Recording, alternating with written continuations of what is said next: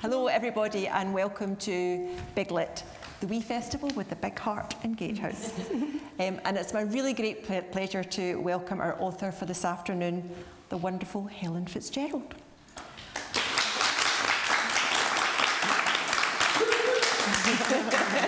There's a rowdy crowd in. Originally from Victoria in Australia, Helen has lived in Glasgow for many, many years and is definitely an honorary Ouija. She's the best-selling author of 12 adult and young adult thrillers, including The Donor and Worst Case Scenario, which was a 2019 Book of the Year in the Literary Review, the Herald, the Guardian and the Telegraph, and was shortlisted for the Theakston crime novel. And while her novels are billed as thrillers, I would say they could equally be called domestic noir. They're full of wicked black humour, usually with a sharp focus on social issues and relationships too. And along with being a terrific writer, Helen worked as a criminal justice social worker for over 15 years, which I think gives her work real depth and insight. Recently, Helen's become maybe best known for her Australia-set novel, The Cry, which was longlisted for Crime Novel of the Year and was also adapted recently as a major BBC TV drama starring Jenna Coleman. We're going to talk a wee bit about The Cry later on, just about what it's like to have your words tweaked and put on screen. But it's this brilliant book, Helen's newest novel, Keep Her Sweet, which is a story of sibling rivalry and family dysfunction, just out in May this year, that we're going to talk about this afternoon. And as well as chatting about the book, Helen will do a reading. We'll have time for audience Q&A afterwards as well. But first, I know you clapped preemptively, but can you please give a big Gatehouse hello to Helen FitzGerald? Thank you. And Helen, it's just lovely to have you here. Dead Lovely, as we might say, which was the name of your very first novel. Book, yeah. And that in itself, it was an everyday story of a wee trip round Loch Lomond that turned into murder and mayhem. Right. So the West Highland Way. Absolutely, and I think that, you've never been a writer that you can fit in a particular box, I don't think. How would you describe your writing? I don't know. I quite like that I don't fit in a particular box. It's not great for sales, but and my publishers, I think, have always been, is this crime, is this not? And I don't mind. I do like being in the crime writers' world because crime writers are really fun and really nice and they're all working away and there's a lot of support in that community. So I think there was a couple of my books where I was on the fiction shelf rather than on the crime shelf and it was a really lonely time. I was like, right, I'm murdering someone in the next book, definitely. Because all of the festivals, they really are, there's great community spirit and mostly very, very supportive. Mm-hmm. So, I mean, I sort of try to stay in the crime genre as much as I can, on the fringes of it, but I'm usually thinking just about the characters and I don't care what you call it, hopefully people will decide that for themselves what sort of book it is, Yeah, because they are very character-centred as well. And you were a screenwriter before you became a fiction writer, so I was, yeah. Does that affect how you see the story? Yeah, how you hugely. visualise it? So I started off, because my husband's a screenwriter, and the two of us, when we met, that's him there. And when we met, I was, obviously wanting to go back to Australia because that was home, and he was from here, and we both decided to be writers. He was a journalist at the time, and I was doing social work. So we thought writing would be good, because then we could spend 6 months in Scotland and 6 months in Australia, and we can just, go around like writing words. And screenwriting looked really easy because there's just so many blank spaces on the page. And in terms of word count, I thought, that looks really easy. And if he can do it, I can. So I wasn't right about that. He can do that, but I can't. But I did spend a lot of time, I think I put in all my learning of the craft while I was learning screenwriting and wrote several screenplays which got development funding. And then therefore that meant you had a producer and you had those endless meetings that you have about scripts where like a year on they're saying, but what is the story? And I'm like, oh my God, I told you the story a year ago. I found it really frustrating, but I learned that, how to structure things, and I still do have the sort of screenwriting structure of 3 acts and inciting incident sort of 30 pages in, and I do sort of, without even thinking about it, those rules have helped me and they come into play when I'm writing. So when I failed at that, after about 3 or 4 screenplays, I decided to try and write a book, which to me was always kind of real writing. Sorry, Serge, I have to admit, I always thought this was prose as the real writing. And it was like I'd been, you know, turned around and swimming downstream finally, because it was just so much easier. It was what came naturally to me, I think, prose. But the screenwriting stuff is definitely all still there. And weirdly, after those attempts at screenwriting, trying to get films and TV made, it was when I wrote books that people in the film and TV industry showed interest. And I know that from a lot of other writers, actually, that they gave up screenwriting, wrote a book, and then got a TV or film made. And I think that's because producers like to read something that's nice to read. And treatments and screenplays are just harder to read, I think. And so many of the producers that I know now, they're really just optioning books. That's where their stories are coming from. I guess they've kind of like got 1,000 hours of someone's work behind, you know, has already been done. You know, someone's already done a lot of the thinking. So the screenwriting has been, I think it's becoming more. I'm probably going to have to be careful that I'm not just writing a book, for, you know, with TV insight. Script, and I think maybe I've got a little bit like that in the last few books, so I need to be careful that that's not what I'm doing. But huge influence. I didn't think that with this at all. I mean, there's so many layers to it, you know, and that's why I think it's always hard to pigeonhole your work, because you know, it's really funny, but it gets increasingly dark as the book progresses as well. And you know, there's so many elements in it that you can relate to on a human level too. It's not just about, you know, getting to the plot and a denouement or anything. It's about the build-up. It's about how families work or don't work. And the story basically is a husband and wife who move to the country to try and rekindle their lust for life and for each other, which immediately chimed bells with me. And their plan is, I've got the line here, to forage, upcycle and fall in love again. But things don't turn out the way they plan, and then their 2 adult daughters move back in with them, and things definitely go downhill. So can you maybe just tell us a wee bit more about the story without giving any spoilers? Yeah, I was wanting to write about, because I don't have much of imagination, I don't think. I'm always delving into things that are going on in my own life and in people that I know as well. And we had just decided to move. The kids had finally left home, and we're like, oh, let's move to Pollock Shields, you know, and be groovy Pollock Shields people in Glasgow, and we can walk everywhere and be writers, and the kids won't be there. Then lockdown happened, and like with a lot of people, the adult kids are suddenly home again for a good period of time, and you did sort of, and we did sort of get back into our old roles, and I thought that was all over, you know, all that washing and stuff, but you just sort of got into that old mum role, and I started wondering, because at the same time, I've got a huge number of sisters, and I've fallen out really badly with one of them. We just feel like we can't really talk to each other anymore. So I was thinking about relationships with siblings and about what families might have been going through. And it's not just through lockdown. I think now children are staying at home. The average age was 25, and now it's kind of creeping up till 30. And the cost of living and so forth, kids can't afford to move out of home. So suddenly, you know, we have got, I think, a lot of people who had expected this empty nest lifestyle who are suddenly actually pretty skint again and having to be not quite being parents. So there's not a lot of parenting going on, and the children aren't quite children, and you haven't really worked out what the new rules of the household are. And I think you need to work out those new rules.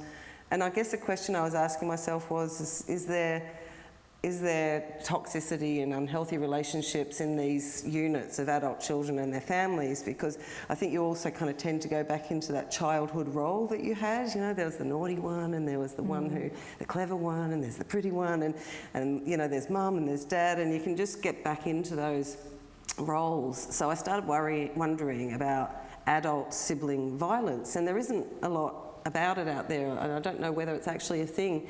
But I just wanted to know myself, because I know if I'd moved in with this particular sister, that it wouldn't end very well, I don't think. Yeah. I think, you know, it would probably be violent, you know, which is a really terrifying thing to think, and to think how your parents might cope. And I started researching it, and there is quite a lot of research on YouTube and stuff, and psychologists that I found who were saying that it is the hidden epidemic, that sibling violence is much more serious than we take it. We tend to laugh, you know, when I started asking people, were you ever violent with your brothers or sisters? Everyone had a story, and it makes you laugh, and you think, is that funny? Maybe it's funny for me. Was it funny for the one who was underneath, you know, being pinned down? And there were things like a hashtag on TikTok of what's it called, sister trauma. Oh my God, the things that sisters do to each other. And it can't always be funny. And I know that with my older sister, you know, I was kind of all right with, you know, stuff that went on when we were little. We had sort of rules for fighting and things. And my little sister reminded me the other day that one of them was not on your birthday. And that's why, and I thought, oh, that's why we love our birthdays so much, because no one was allowed to hit us. So it's funny, but it's kind of, and it's funny for me, but I know for my little sister, she was really traumatised by that. So I kind of just wanted to explore that in these 4 people. In that family unit of 4, and I do know, like I was going to say, when we did move to Pollock Shields finally after lockdown, there in our block of 6 in a tenement, there's couples our age, all their adult kids are home. They're all home. And because it's a groovy place, the kids kind of want to live there. So it's like, okay, we're going to have to move here. They'll follow you though. But I think that's absolutely true what you're saying. It's like, you know, even at Christmas dinner, whatever, everyone reverts back to the family dynamics of the big sister, the wee sister, the mum, dad, or whatever. But you're still adults with your adult sense of self and confidence and entitlement in a way that you could control a kid. If you're an adult, you can't when it's 4 clashing equal egos in the house, and you paint that really well. Also that sense of, well, there's never a goodie or a baddie in the story, even though it doesn't end really well for some of them. It's everything about it is believable and plausible, and lots of times I was thinking, yeah, I totally get that. And the way the book begins, we're actually seeing the family from outside. So you tell it from 3 different angles, and the first angle is Joy, the family therapist, and the opening line, which just encapsulates, I think, your style and your way of getting into a story, is unhappy families always cheered her up. That's the therapist turning up to do therapy. And there's a bit of Schadenfreude there, but it's also true, isn't it? It's like, I remember when my kids were wee, we used to watch those, you know, the Nanny Knows Best type programmes, just so you go, well, at least the Waynes aren't as bad as that. That's so true. I love how you did that. Why Joy? Why the therapist when it's this family that's the intense cauldron of everything? Yeah, I didn't have her in it originally, and actually she becomes the surprise main character, really. But I felt like it really needed, and because I do have a wonderful relationship with, you know, my little sister in particular, and I did want to even it out and not just say, you know, that because there are great relationships. And I guess I wanted to explore, so Joy is sort of 71, it's set in Ballarat in Australia, which is in country Victoria, not far from where I grew up. But she's English, and she's lived over there because she fell in love with an Aussie, and she's desperately always wanted to come home, which is how I felt for the first sort of 15 years of living in Scotland, just terrible homesickness and missing my little sister mainly, because we were attached at the hip, really, really close. So I did want to have, to balance it out with someone who had a really great relationship with her sister. And so she's been yearning to go home and had planned to go back to England because her husband has died. But she can't because her 43-year-old daughter has gotten involved in drug use, which is rife in the area, methamphetamine actually in Australia, which we don't have here, thank God. But so I guess I wanted to balance it out, and it was, sometimes I don't know about you, but I'm riding along and I think, oh my God, I've got to get away from these people. I need something else. I think that's exactly what I liked about it, is that you're coming into this family, and because you don't know who's good or bad, you've not got any of their voices in your head. You're seeing it as an impartial observer to begin with, through Joy's eyes, which is a really good way of beginning. And the way you do it, like she's looking at how the dad can't decide which sister he's going to sit beside, and the fact that the house feels, well, that's another interesting part.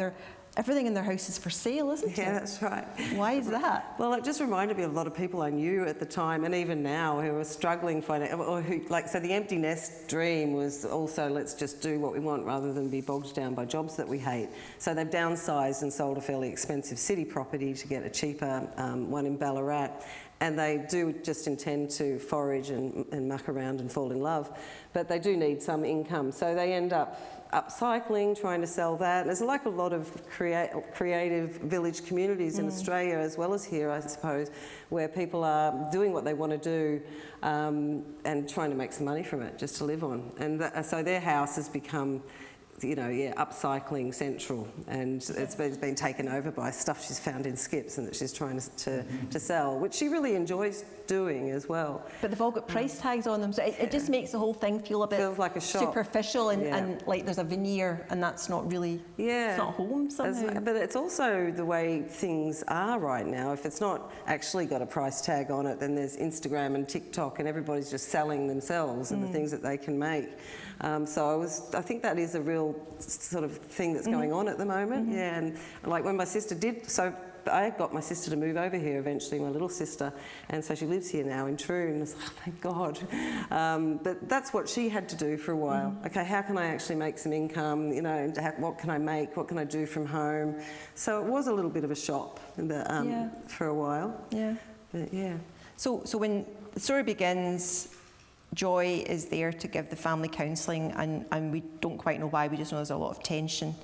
And I really like the way she's thinking about this, that when she's doing other counselling, maybe like marriage counselling, she'll begin by saying, so why do you want, or do you want to stay together? But with families don't ask that. Families are forever.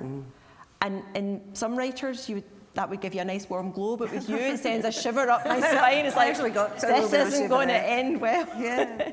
So I wonder if you could maybe give us a reading from the book, just to give us a flavour of... No, I'm wishing I'd picked that one. This morning I'm going through it thinking, oh no, not that, this is bad. But hopefully this is okay. It's at the very start.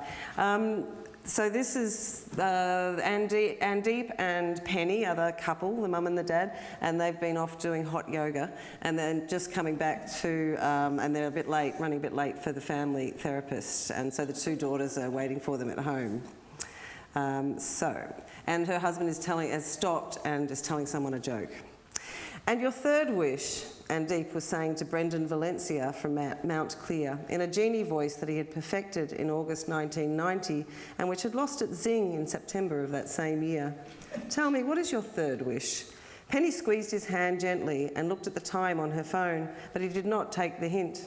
A good thing, probably, because whenever she squeezed his hand like this, or kicked him under the table at a dinner party, despite lengthy discussions regarding secret codes beforehand, he would without fail loudly announce, "Why'd you kick me under the table?"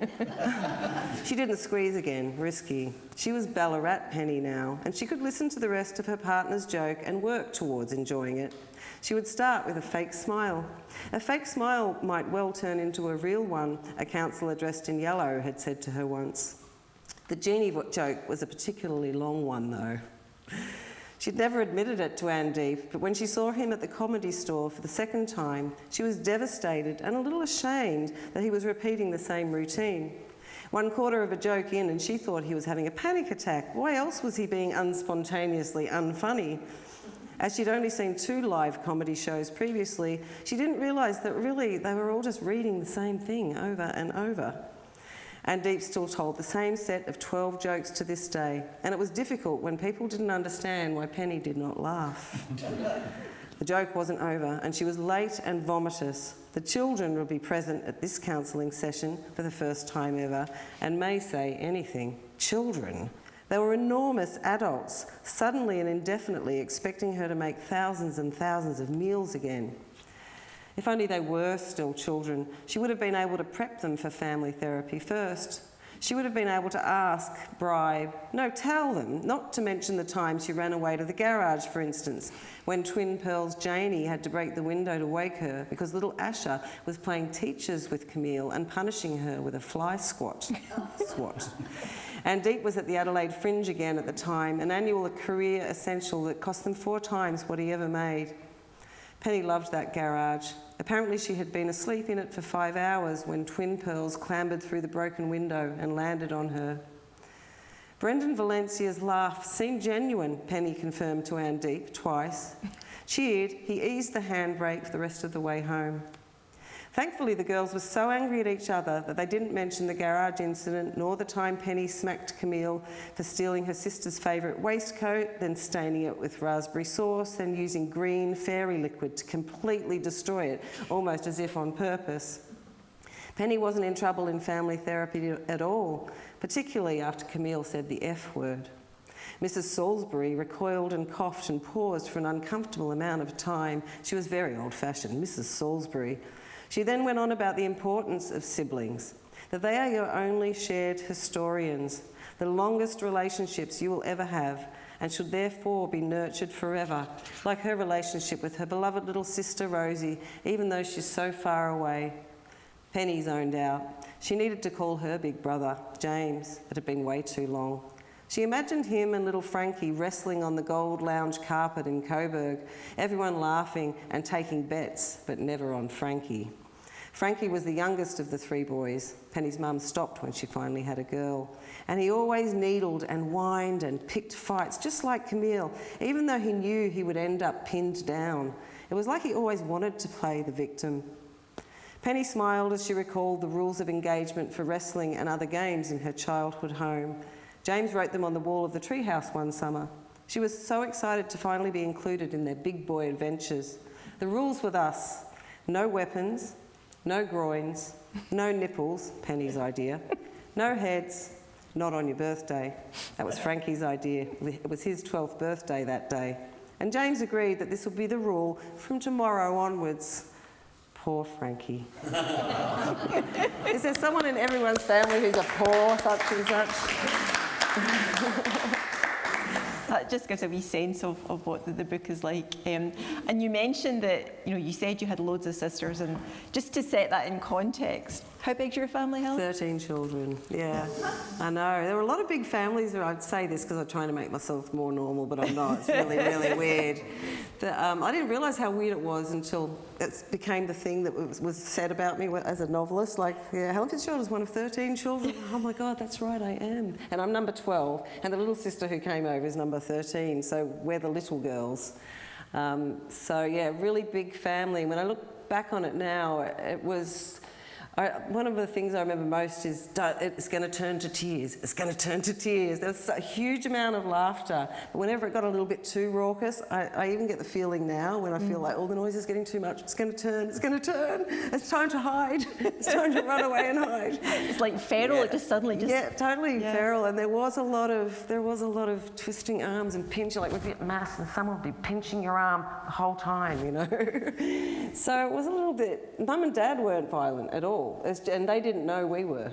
It was all done behind their backs, But it was a big family, a little bit of a cult probably, because my dad was an amazing, charismatic guy, and we had this beautiful big country place. It reminded me of here actually, your place, yeah. The eucalyptus trees. The eucalyptus trees, animals, yeah. So with the book, you've got 5 main characters, but you choose to tell it from 3 points of view. So we've got Joy, the therapist, that we see at the start. We've got the mum, Penny, that we heard from there. And we've got the youngest daughter, Camille, but you choose not to see it through the eyes of the eldest daughter, Asha, or the dad, Andeep. Were you not tempted to do all 5 of them? Yeah, I would be tempted. And quite often I get to the end of a book and I think, I could probably write that again from like in The Cry. I remember thinking I could probably write that again from Alistair's, the husband who was horrible. He didn't have a point of view, and it was, I think the actor found it a little difficult because it was like, I'm just bad, aren't I? But I'm like, yeah, and I was tempted with him, and I thought I could probably rewrite that novel, and it might be quite different, actually, having it from a different point of view. I didn't write Ash's point of view, and it might just be because I was mad at that sister I was talking about. I'm like, you don't get one. Yeah, but maybe. It works very well because, we're aware that with Camille, the younger sister, the hard done to sister, and as I say, as the book progresses, things go from being kind of light-hearted, it's just families, rivalry, bit of horseplay, if you like, to really quite dark and quite serious. But because Camille's starting to get so angry, then it started to skew me a little bit, and I was thinking, is she imagining some of this, or it's because I'm never in the other sister's head, I'm only got Camille's point of view, and it actually works very well because it starts to make me think, is she unreliable? And I think if we did everybody with equal billing, it would have made it a much less complex story somehow, less is more. I think that, yeah, you don't know what Asher... She would probably have a whole other take on it. And Camille is really irritating, you know, so she would have some stuff to say. So, yeah. But I guess what I tend to do is write from one point of view, just to play around for a while and see if the voice comes out and if it works. And it's just, they were just the ones that came out, actually. And I didn't intend to have Penny, the mum, and I ended up on a train just writing some Penny stuff. Oh, I've got to have her. She's great. You know? Oh, she totally is. Yeah. She's probably the one I related to the most, you know, because of the fact that she's a mum with kids that are at home and all the rest of it. But just her observations. I mean, again, she's not particularly lovable. She's warm at times, but she's also, you know, there's a great line where she's looking at her husband. We should have maybe said he is a comedian. That's his job, isn't it? Although he was famous in the 80s and he's kind of never quite got back there. But he did a Julian Clary. I was trying to think what's the most offensive thing he could have done that he got cancelled in the 90s, because it was quite hard getting cancelled in the 90s. Not now, but no. But she's looking at him and I can't remember the exact line, but it's something like she didn't want to divorce him or sleep with him. She just wanted to kill him. And it's just over him eating his dinner or something. It's quite innocuous, but you really get that sense of she's a powder keg in herself, just waiting to explode. And I think, you know, I loved her point of view. There's another time when she's talking about they're just holding hands. That's all they're doing. But she's thinking he was using all his energy to slow her down. And she's wanting to, you know, it was like a metaphor for like her life has been constrained by this family. And that's not how mums are meant to think, is it? No. They're meant to be, I do this all for my family, and you know, my life's work is just making them happy, and that's not really how life is. So yeah, and I felt like, I mean, that is how I actually get comments like, oh, this poor woman, she obviously doesn't love her children. Of course I do, but it is tiring, you know, it's really hard work. And I think, you know, you do I kind of expected what my parents got, which was a good sort of 20, 30 years of just, you know, having fun together and the kids buggered off. But I don't think that happens anymore so much. But I had actually, when I started this, I thought, I don't know about you, but when I start a book, I think, what sort of feel do I want to read or would I want to watch on telly now? Is it something that would make me cry? When I wrote The Cry, that's what I thought, I feel like I cry. And when I wrote this, I thought I want to write something fun. And I actually did sort of set out to write something a bit like The War of the Roses, which when you think about it, I think it was a perfect film. But it's domestic violence and it's really a serious issue. But there's a moment in it when Kathleen Turner says, you know, sometimes I just want to punch you in the face. And he says, go on, then go on. And she punches in the face. And I think in the theatre, everybody laughed and clapped and went, oh, there was like a mixture of emotions. And in this book, I had sort of set myself the goal of getting that feeling, if I could, at the end of like, God, I should not have laughed at that. I shouldn't have clapped at that. That's horrible. But, oh, is that, and know? Also you get it. You're like, I probably... Yeah. I wish I could have done. You might not have done it, but you can understand the impetus behind it. Yeah, and it was also like a different structure for me in that it was really just about the build-up of one big fight, you know, and it's a girl fight, this book. And so it was a different challenge for me writing it because it wasn't as plotty, I suppose, as my other books. No, but there's so many lovely subtleties in your writing, and you know that I mean, I want to go on and talk about the sisters' relationship, but just, you know, Camille being the youngest, and they're adults, but there's a point where she's writing in a book and her sister's in the room, and she's really enjoying the fact the pen is scratchy, and she knows it's annoying her sister, and she's making it more scratchy. And again, there's just all of this, the smallest spark, the most trivial thing, because I've only got one sister, but there's nobody that can weigh me up more than is this being filmed? Right, forget that. I love her. I love her dearly. I forgot about that. But you know what I mean? Don't send this to Australia. They can just press your buttons in a way that you think I could actually, you know, blow up because of hardly anything. So let's talk a wee bit about the sisters, about the dynamic. What were you doing with them? I think I was doing a lot of research into sibling rivalry and sibling abuse, and looking at, like, it's usually, sorry to say, Karen, it's usually the older sister. She's an older sister and I'm a younger one. That, you know, 3 to 5 years older, there's usually some bullying that goes on, or there can be, and there are different reasons for that. And I just wanted to explore, like you say, how much sisters, I think because it is your longest relationship. You have got this longest history with that person than for anyone else. You spent all those times as little ones together. So you really do know how to press that person's buttons. And I spent a lot of time thinking about the sorts of things that sisters fight over and how it can actually escalate into something quite serious. Things like that, you know, she's ruined her cardigan, and Asher has moved home after lockdown, having gone down a bit of a religious rabbit hole, so she's a little bit nutty, and she's got a pastor she's on an electronic tag as well, so she's been forced to come home because she's assaulted this pastor who she had an affair with, and then he dumped her. So she's in a sort of, I guess her situation is quite different, you know, and I was wanting to explore what it would be like moving back home if someone was really like a Proud Boy, you know, or, you know, after the whole lockdown thing. All of those conspiracy theorists, they really had torn families apart. People who still can't talk to their parents or siblings still now about politics or religion. And I was told by the publisher not to go the QAnon route, so I went the religious route with Asher. But she's come back slightly different. She has changed. However, she did always have that capacity, and the younger sister is remembering, she did always have that capacity for violence. She's got a violent streak to her. But there's also tender moments, because she also remembers her big sister looking out for her at school and things, so it's not like they were always set black and white and one was good and one was bad. But it was sort of said a bit, I think with those two, that was sort of one of the sibling rivalry or abuse sort of dynamics that happens is when the older one has sort of had to care for the younger one when they're younger sisters, and I think that's what's happened with this family. So it has started in childhood, this sort of dynamic and this unhealthy relationship. So Asher, when her mum had depression when they were young and the dad was away doing his comedy events, was doing a lot of the caring for her younger sister. So a resentment builds up, and I think a bossiness builds up, and then the younger ones, when they get older, is like, hang on, you can't boss me around anymore, but you still kind of want that level of mothering that you got from that older sibling. So their relationship, was to do with the caring, I think, when they were younger. And then what's happened since to make Asher unhappier, more and more unhappy.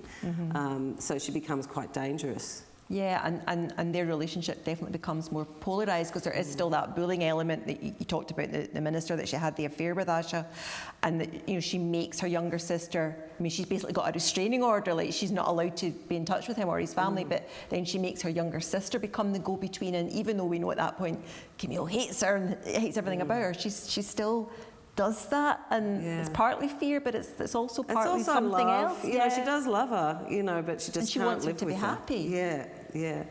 And there's that problem of having to live together again now, which is pretty common. But then you really cleverly, and I don't quite know how you do it, the book just segues into this family dynamic we can all relate to, gets a bit more extreme, and then it becomes genuinely terrifying that the mum and dad, again, who are selfish bees, really, aren't they? It's like they know their kids are imploding, they go away for a weekend and just leave these two in the house.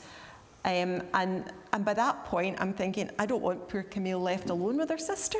And the sister is alternating between basically freaking out and praying for hours behind her door and sort of blackmailing and, you know, her sister into doing stuff for her. And there's that sense of almost like haunted house and you know, there's things in the house as well that I won't go into detail, but there's something gothic about it too, and the secrets it holds and things as well. How do you manage to change the atmosphere? Well, I don't think you do this, but I always have the final sort of chapter in my head, almost written, and so I knew how dark it was going, and I was actually building. And the hard thing for me writing something like that is holding off, because I want to get to that scene. And there's a whole belly button strand. If anyone's got a belly button phobia, which I have. And I wanted to get to the belly button scene. I wanted to skip that scene. No. It was really hard to write.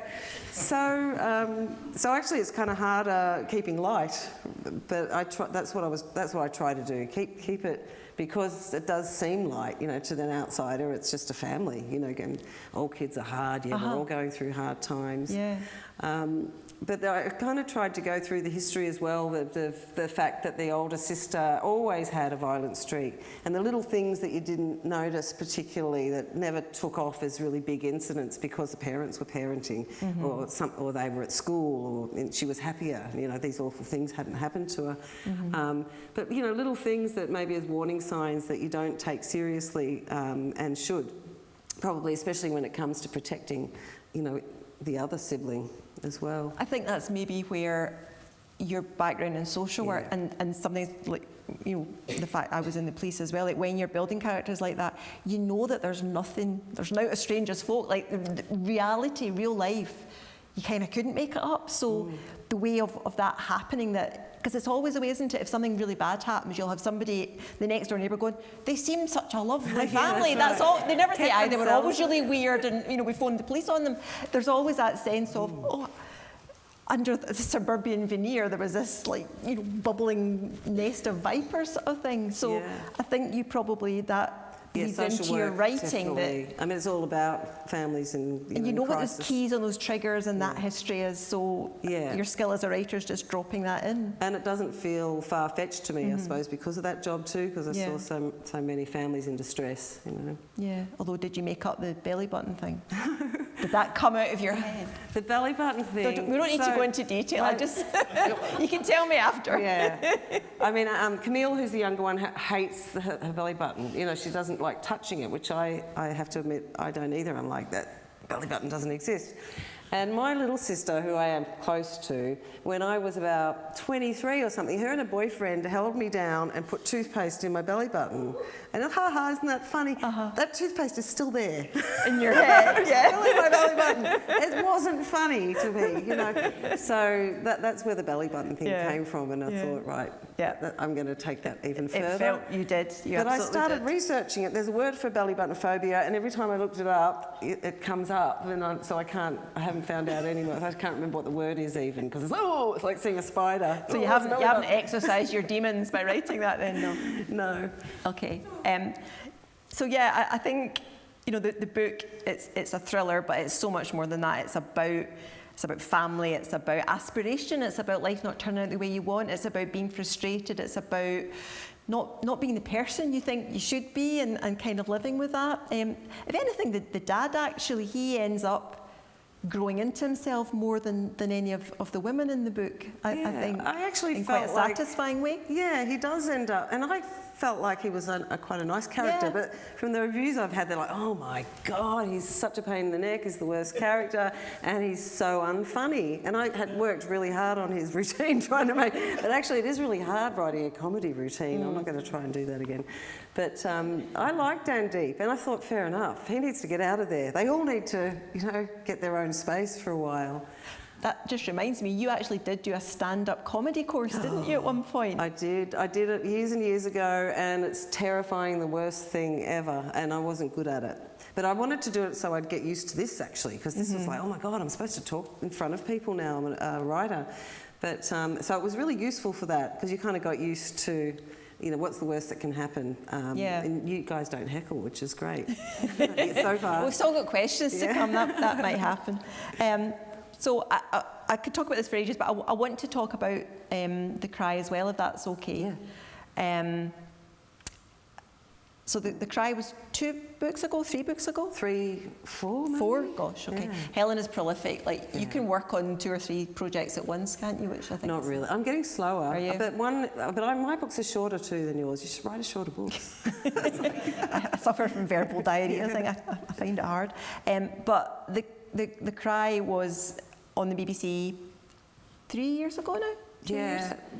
2018, about 4 years. Okay, yeah. Lockdown is just like a blur. You sort of lose. And it was so successful. And it starred Jenna Coleman, and I don't know if everyone's seen it or not, but it's like every mother's sort of fear as well. I don't want to give too much of the story away if people haven't seen it, but it's about a baby that goes missing, shall we say, or how much do you want to say about the story? Well, in the book, unlike has anyone seen the TV show? Yeah, the book was different because I just up front said what happened to Yeah. the baby. So I don't mind saying that. They accidentally overdosed their baby on the plane on the way to Australia and then pretend it's been kidnapped. So it's all about, after that, about this relationship that they have where, you know, she's with a really toxic partner. He's, you know, coercive control central. So it was kind the of police get involved, and it's a whole like yeah. we're searching for. It's a bit like the Dingo baby story, wasn't it? Yeah, it was probably. It was. I mean, that was my childhood crime story. The Dingo. Have you heard about that? Yeah, Lindy Chamberlain. And I remember my dad was in Alice Springs at the time when the trial was on, and he went in there and he came out and said, "She's guilty. I can tell. She's just." And that's all Australia talked about for a long time, was about this mother, this poor mother who'd lost her baby and the dingo had taken it, they found. Yeah. And so she spent 5 years in jail or something. And it was all about... And having had the loss of her child and the loss as of well. her child. She's actually a pretty amazing person when I think about it. And I think that Lindy Chamberlain did send a message to Kate McCann as well.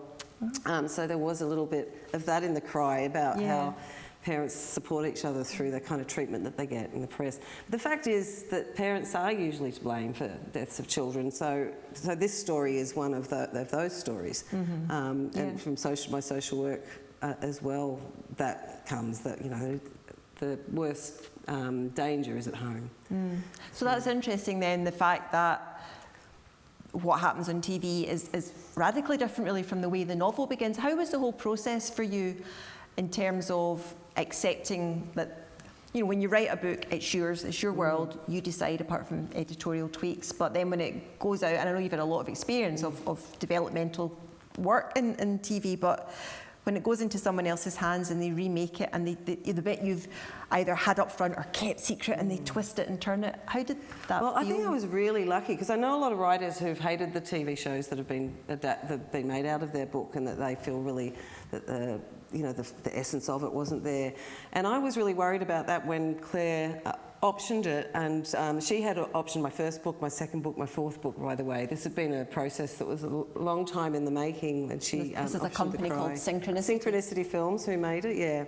So when she got it, I was also working back at social work, so I was too busy to be involved, and I knew that I didn't want to because I thought it was just going to annoy me. They're going to change everything, it's going to be crap, there's going to be endless number of meetings where they talk about things that they've talked about 100 times before, and I'm just going to get annoyed. So I said, just leave me out of it.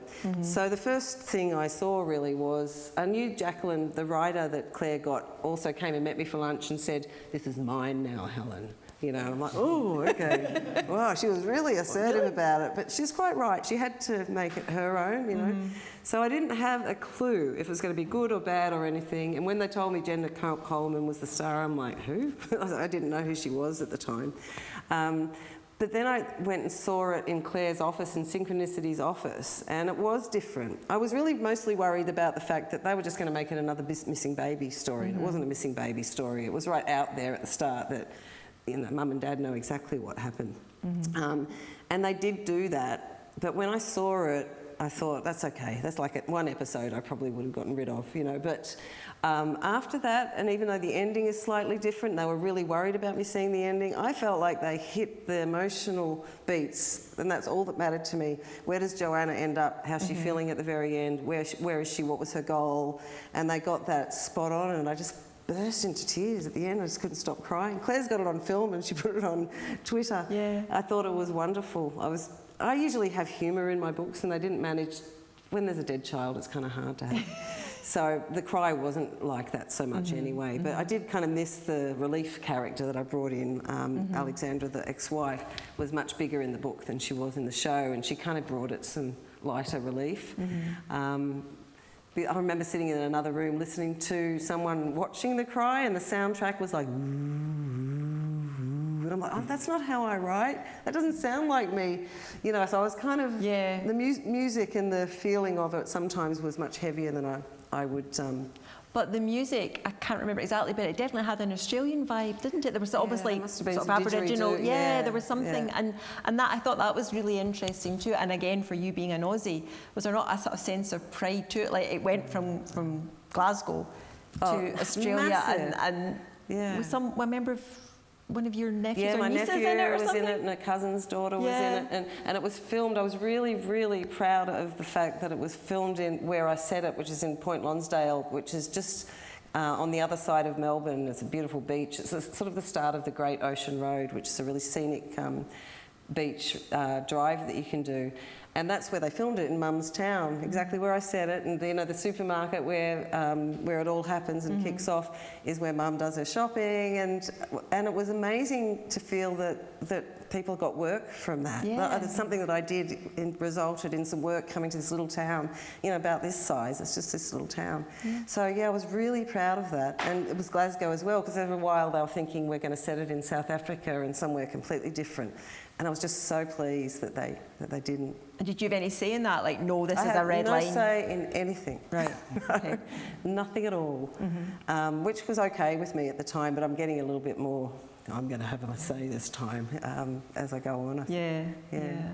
And it sold really well to other countries too, didn't it? I think it was. Yeah, I didn't do the sort of anatomy of a scandal like #1 on Netflix around the world for ages, but it did really well in Australia, and BBC One got really good and numbers. BAFTA nomination too? Yes, it did. Yeah.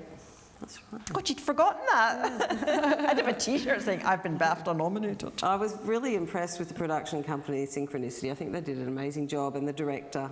So yeah, no, it absolutely was. You're saying that you've maybe got some other development things bubbling at the moment. So Can you talk about that at all? I've got Worst Case Scenario, which is a book I did a few years ago, set in criminal justice social work in Glasgow with a menopausal. See, I really do just use the things that are happening to me. The very angry social worker who's like having hot flushes all the time. Full of rage and really just wanting to punch her clients in the face all the time.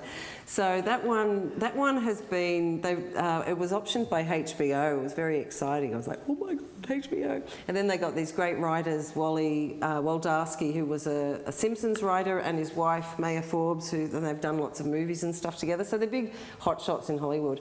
And they have written the Bible and 2 episodes, and it goes through these stages where HBO, okay, you're still in, we're still interested with the first draft, and now do the Bible. Okay, they have the meeting like 6 months later, yep, we still like it, now we're going to pay you to do the next episode. So it went to the second episode, and then they said, sorry, we're not making this, we're concentrating on like big stories, like Westworld and stuff like that. So, however, the writers still own it, and HBO have, allowed them and me to take it, and they're now sort of sending it off to try and get cast attached and then to take it to market. So there's all sorts of ways that people do it, but I think they're now trying to have cast before they've got the funding. So it's really exciting to see who they might get. I think they're sending it off to Octavia Spencer.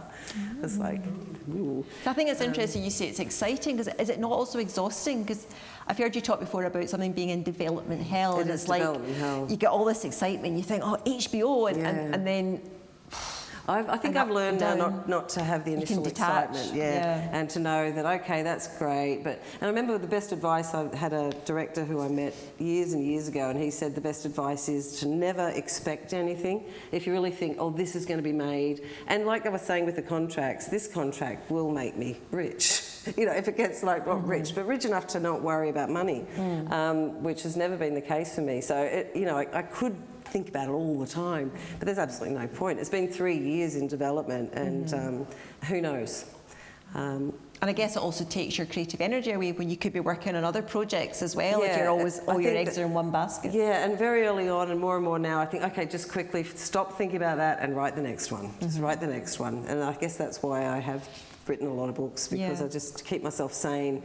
Otherwise, if you're constantly worrying or thinking about the last one and what's going to happen with it and is it going to make money, it does drive you crazy. And you've written fiction for young adults as well, haven't you? I did try that, and then I realised, I'm sorry if anyone here is a big YA fan, but then I thought, why is there YA, young adult fiction? Because actually all I was doing differently was having a younger protagonist. And do we not read younger protagonists? And if not, why not? Why does that become automatically young adult book? So I did 2 and then thought, this is stupid, I'm not doing any more. But, I liked the stories I wrote, and genuinely they were just about younger people. Yeah, so. And you weren't having to censor yourself in any way in terms of the content or and language? The only thing, I liked the publisher of the YA, because actually you were allowed to be a little bit more experimental in terms of genre, like, you know, so I had a little bit of sci-fi in one of them, and that was okay, but it had to end with hope, and I'm not great at that. Some hope. In this one, there's... No, there is. There's a grain if you look for it. But what I liked about YA was the length. I like writing books that are 40,000, 30,000 words long, and you're not allowed to do that, or you can't sell novellas, really. So, but my preferred length for a book would be 30, 40,000 words. I'm afraid our hour is up. We could keep chatting for ages. Helen will keep chatting if you would like to buy a book outside there before you leave. I thoroughly recommend it. Brilliant novel. It's been a brilliant hour, and I'd just like to thank you very much, Helen, for coming to Gatehouse, and thank you all for being a brilliant audience. And thank you to you. My absolute pleasure. Brilliant sharing. Big hand for Helen. Helen FitzGerald. Thank you.